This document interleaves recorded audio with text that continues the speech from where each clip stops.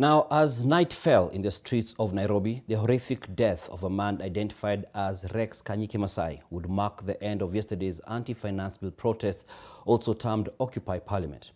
Rex, who according to witness reports was on his way home from work, was shot and badly injured before he passed on just a few minutes later.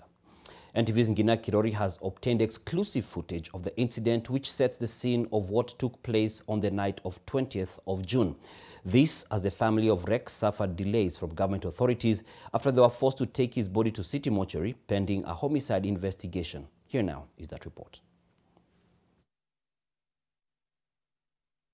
20th of June, 2024.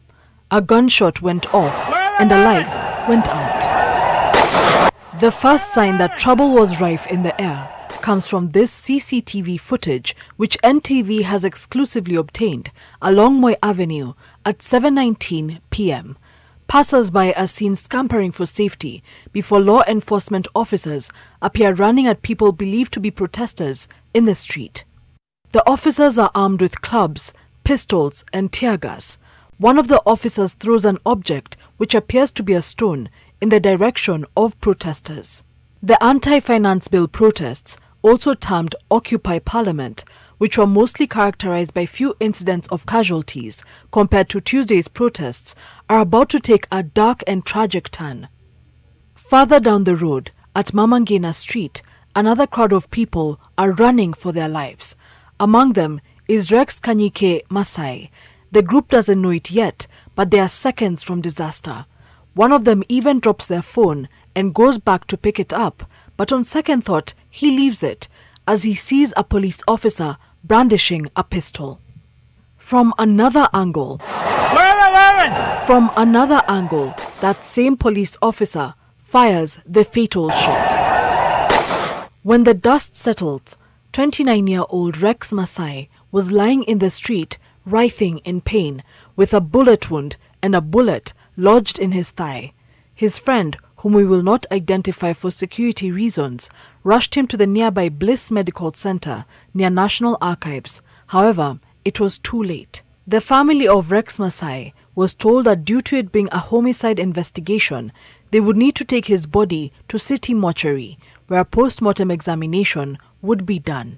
Jana nilipigiwa simu na rafiki yake, akaniambia mom, tuko na Rex, but Rex hayuko poa.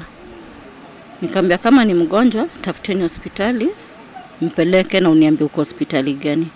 Akaniambia mom, tuko hospitali already. Nikamwambia shida ni nini? Ni pesa? Akaniambia hapana. Sijui utaichukua aje. Nikamwambia venye unaongea nishajijazia yuko ama hayuko. Akaniambia mom, hayuko.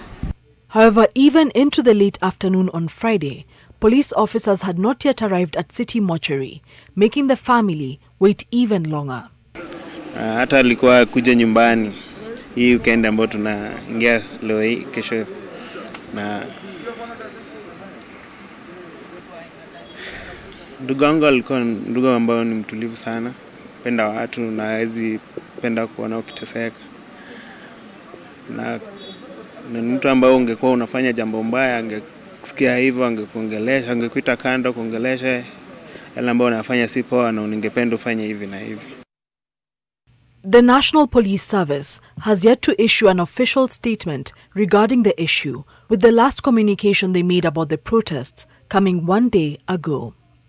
In the case of Rex, it's unfortunate that we live in a country today where youth are killed for merely exercising their constitutional rights.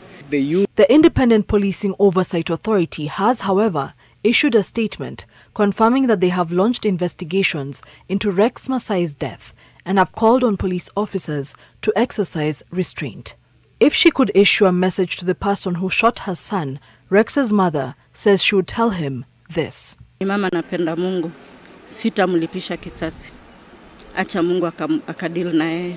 At approximately 7 p.m., Rex Masai was still alive along this street before he fell dead after a gunshot was fired. Had he lived, his family says, he would have achieved his dream of becoming an architect. His only crime, they say, was being on this street at the wrong time. Ngina, Kirori, NTV, Nairobi.